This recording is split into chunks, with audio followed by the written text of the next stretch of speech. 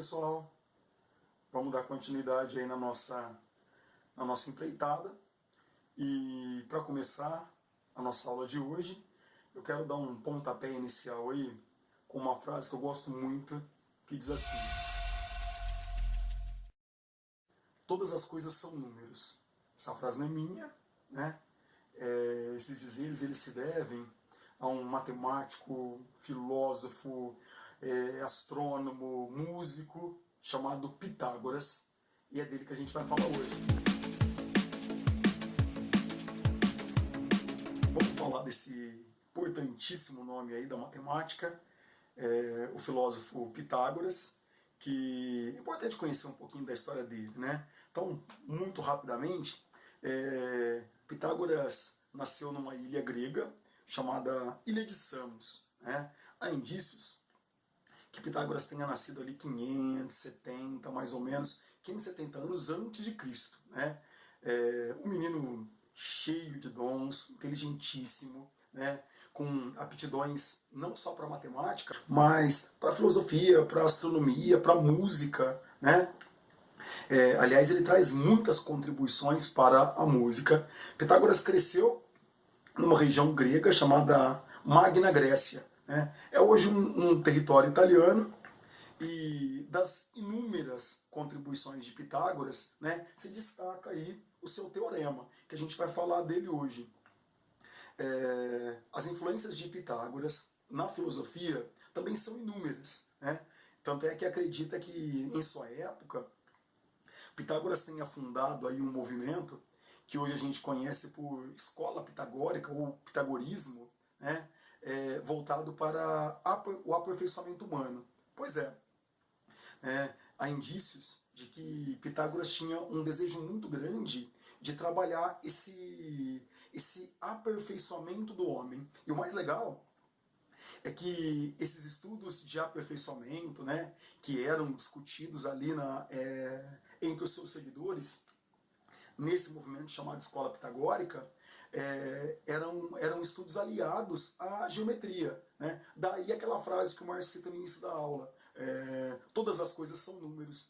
Então Pitágoras ele acreditava que através dos números, né, e do estudo deles, do significado de cada um dos números, o homem poderia atingir aí um nível de perfeição, né? Associava aos números não só questões humanas, mas questões diversas aí do universo. Vale a pena fazer uma pesquisa sobre isso, né? A escola pitagórica ela reúne aí uns estudos grandiosos que dão margem aí a inúmeras filosofias, tá? Mas falemos dessa importante ferramenta que a gente usa em matemática, chamada Teorema de Pitágoras. Na realidade, o Teorema de Pitágoras ele surge, né, em uma das viagens de Pitágoras para o Egito. Inclusive existem relatos que, por conta do movimento pitagórico, né, por conta de alguns estudos de Pitágoras, ele começou a ser perseguido e por essa razão ele zarpa, né, ele foge para o Egito e, observando as construções egípcias, de modo muito particular as pirâmides, né, que dão essa ideia de figuras com faces triangulares, Pitágoras então ele enuncia esse teorema, né, que se baseia no triângulo retângulo. Então, já que é assim, vamos desenhar um triângulo retângulo aí para começar a nossa demonstração desse importante teorema. Vamos lá.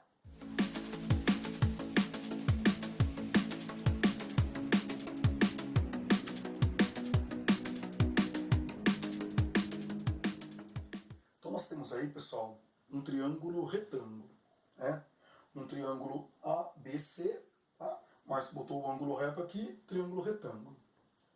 Na realidade, esse não é um triângulo comum, é um triângulo simples. Esse é o mais famoso triângulo egípcio, chamado triângulo mágico. Por quê, professor Márcio?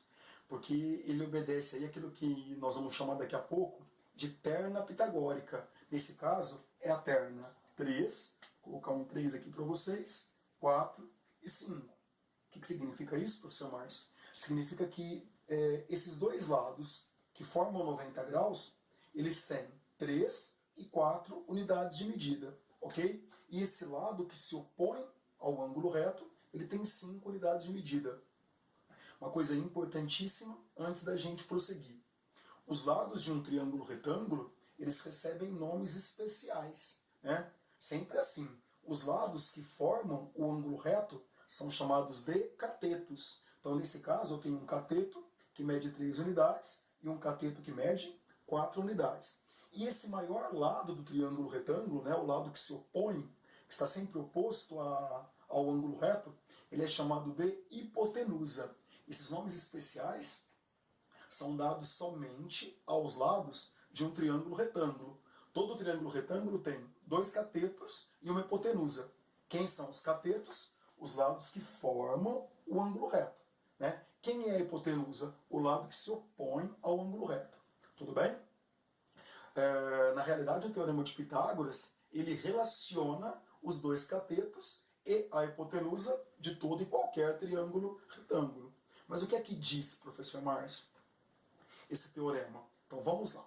Para poder enunciar o Teorema de Pitágoras, o professor Márcio sugere o seguinte: como esse cateto tem 3 unidades, né? Esse tem 4 e essa hipotenusa tem 5, vamos aproveitar cada um desses lados aí do triângulo retângulo para que a gente possa construir quadrados a partir deles. Ou seja, eu vou aproveitar esse cateto medindo 3 e aqui eu vou desenhar um quadradinho de lado 3 unidades. Aqui eu vou desenhar um quadrado de lado 4 unidades. E aqui eu vou desenhar um quadrado de lado 5 unidades. Tudo bem?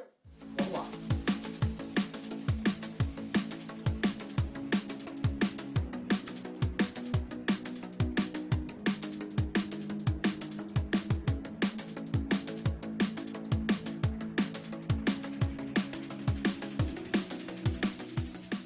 Então, como vocês puderam observar, né, o Márcio aproveitou esse cateto, né, que mede 3 unidades, e a partir dele eu construí um quadrado 3 por 3.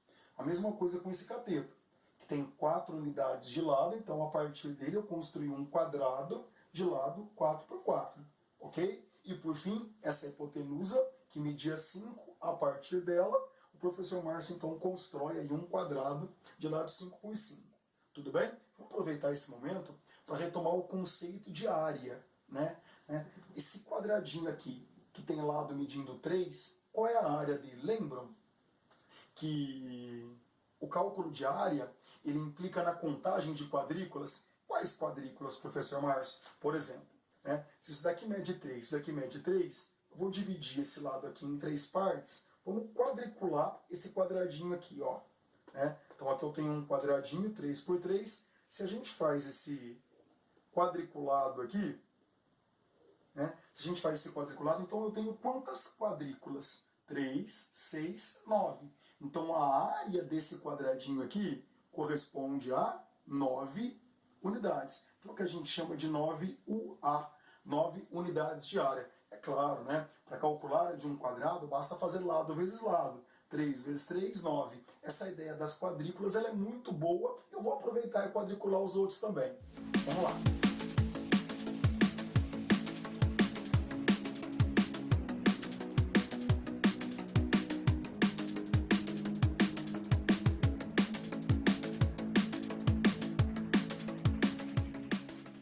Pessoal, tendo agora essa ideia da área, né, uma vez que eu quadriculei esses 3 quadrados, então esse aqui 3 por 3 ele tem uma área de 9. E esse outro aqui, né, que surgiu a partir do cateto medindo 4. Então eu tenho 4 por 4, esse quadrado aqui ele tem uma área de 16 unidades de área, que são 4, 8, 12, 16, ou se não 4 vezes 4. E aquele quadrado que surgiu a partir da hipotenusa, né, lembra que a hipotenusa media 5, então eu tenho 5 por 5, que vai dar 25 unidades de área. Né? E é justamente daqui que surge o Teorema de Pitágoras. Como assim, professor Márcio? Que relação existe entre esses 3 números? Né? Esse 25, esse 16 e esse 9. Se a gente pensar um pouquinho, a soma de 9 com 16 resulta em 25. Então olha só o que eu vou escrever aqui para vocês. 25 é a mesma coisa que 16 mais 9. Mas de onde surgiu esse 25? Esse 25 corresponde à área desse quadrado. 25 corresponde à área de um quadrado que tem 5 por 5, ou seja, 5 vezes 5. Eu quero falar um pouco melhor, eu vou chamar de 5 ao quadrado. E esse 16, da onde ele veio? Da área desse quadradinho de 4 por 4. Né? Então ele corresponde a 4 vezes 4, ou seja, 4 elevado ao quadrado. E o 9? O 9 vem daqui, né? 3 por 3, que é 3 elevado ao quadrado, que vai dar 9.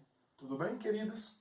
E agora a gente finaliza, né? O que é que esse 5 representava no início? No início ele representava essa hipotenusa. Então, ao invés de escrever 5 ao quadrado, o professor Márcio vai mandar hipotenusa, ó, hipotenusa ao quadrado. Substituir o número 5 pelo termo hipotenusa.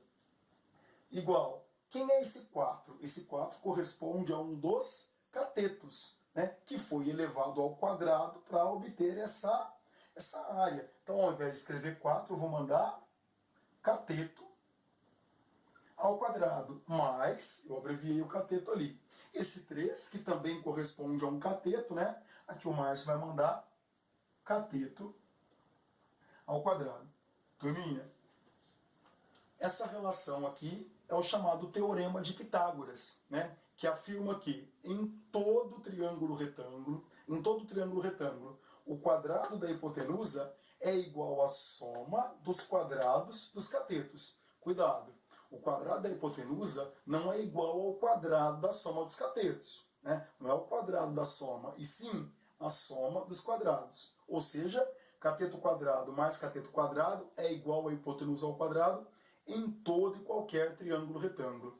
O legal desse teorema é que ele nos ajuda muito a determinar lados desconhecidos de triângulos retângulos, né? Quando a gente conhece dois lados, a gente consegue determinar o terceiro através desse importante teorema. Vamos, na sequência aí, dar uma olhada em algumas aplicações do Teorema de Pitágoras. Prestem atenção. Pessoal, vamos lá? Dando continuidade, então, aí, né, a essa explanação sobre o Teorema de Pitágoras, a proposta agora é analisar algumas situações, alguns exemplos de aplicação desse importante teorema, tá? Acompanhem com muita atenção.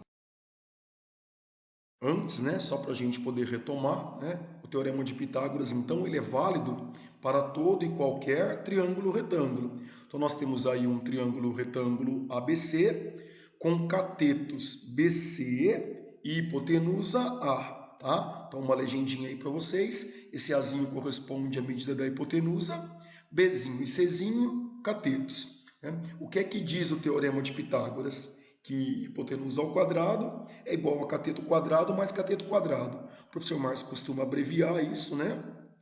A hipotenusa e os catetos, ou simplesmente utilizar essas letrinhas, né? Azinho quadrado é igual a Bzinho quadrado mais Czinho quadrado. O que significa isso? Que em todo triângulo retângulo, o quadrado da hipotenusa é igual à soma das medidas dos quadrados dos catetos. Tudo bem? Vamos lá para os exemplos de aplicação. Esse primeiro exemplo, olha o que é que nós temos, né?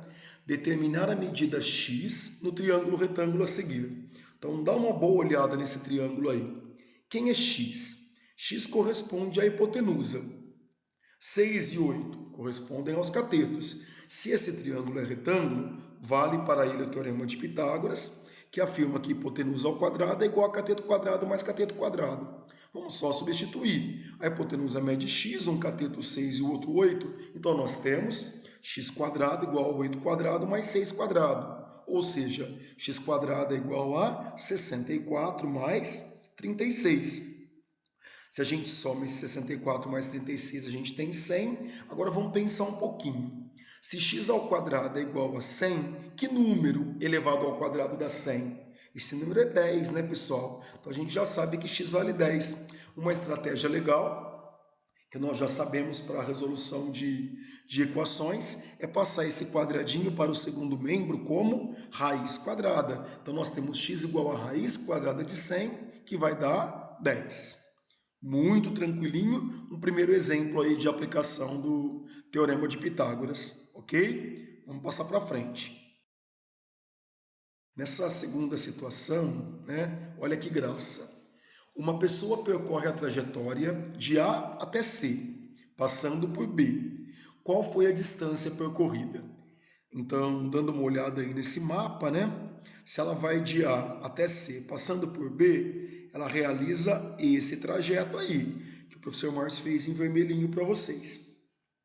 Então, para facilitar a nossa vida, de A até B, se você observar bem, né, de A até B corresponderá à hipotenusa desse primeiro triângulo retângulo de catetos 30 e 40. Então, eu vou chamar, por exemplo, esse primeiro trechinho de X. E de B até C corresponderá também à hipotenusa desse triângulo retângulo cujos catetos medem 60 e 80. Vou chamar isso daí de Y, tá? Então é o que a gente tem que descobrir, os valores de X e de Y, e depois a gente soma tudo para determinar essa distância percorrida, ok? Então vamos lá. No primeiro triângulo retângulo de catetos 30, 40 e hipotenusa X, já que ele é retângulo, vou aplicar Pitágoras. Então vamos ali do lado. O teorema de Pitágoras afirma que a hipotenusa ao quadrado é igual a cateto quadrado mais cateto quadrado. A hipotenusa mede x, um dos catetos 30 e o outro cateto 40. Então nós temos x ao quadrado é igual a 30 quadrado mais 40 quadrado. Vou desenvolver essas potências aí. O quadradinho de 30 é 900, o de 40 é 1.600. Se a gente soma 1.600 com 900, a gente vai ter 2.500, lembra? O quadradinho sai do primeiro membro e vai para o segundo como? Raiz. A raiz quadrada de 2.500 é 50. Tá feito aí o valor de x. Agora vamos aplicar o teorema de Pitágoras no segundo triângulo, que é esse triângulo que tem hipotenusa y e catetos 60 e 80. Bora lá. Hipotenusa ao quadrado é igual a cateto quadrado mais cateto quadrado. Vou substituir os catetos por 60 e 80. O quadradinho de 80 é 6.400. O de 60 é 3.600. Se a gente soma esses quadrados aí, vai dar 10.000. E agora, passo o quadradinho como raiz. Y é igual a raiz quadrada de 10.000. A raiz quadrada de 10.000 é 100. Fechou? Na sequência, a gente descobre aí agora a distância percorrida, né? Que é a soma desses dois valores, de x mais y. A distância é 50 mais 100, que vai dar 150, queridos. Uma aplicaçãozinha, aliás, duas aplicações, esses exemplos, né? Bem tranquilas sobre o Teorema de Pitágoras. Existem situações, problemas bem elaboradas sobre Pitágoras, mas para essa nossa primeira aula, né, esse é o suficiente, assim ninguém se assusta, né, e a gente consegue introduzir aí esse tema. O professor Márcio está ao inteiro dispor de vocês.